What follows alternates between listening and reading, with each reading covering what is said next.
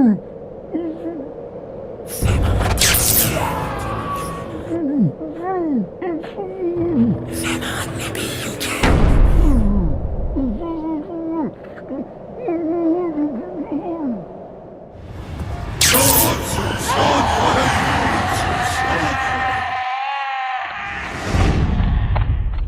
تصلي؟ ما تصلي؟ معقولة لا تصلي؟ كيف لا تصلي؟ أصلا آخر شيء تترك الصلاة.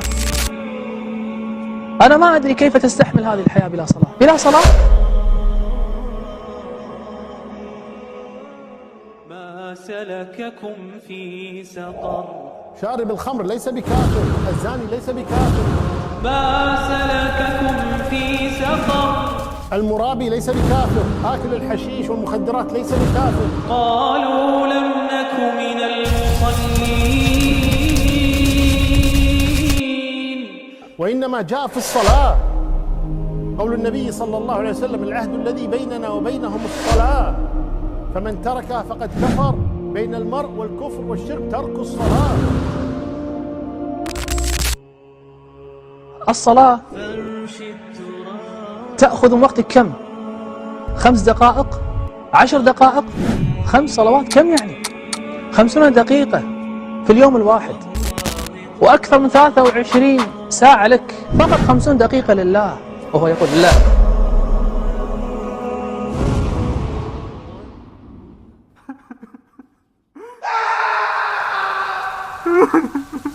I'll pray this time.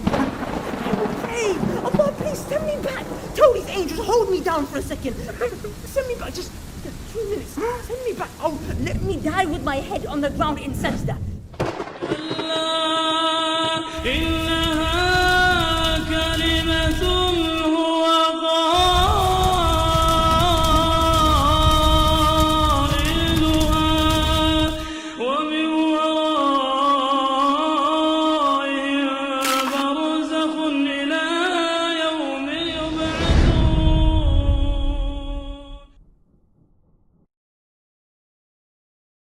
قل لي لماذا لا تصلي.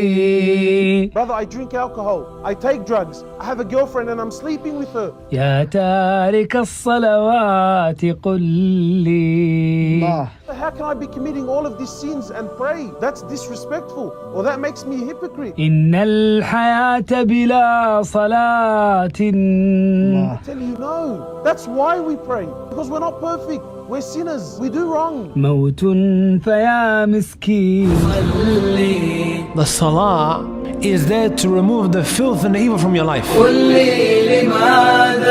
I don't care what it is. No matter what's happening in your life, no matter what sin you're committing and how much of it you're committing, pray.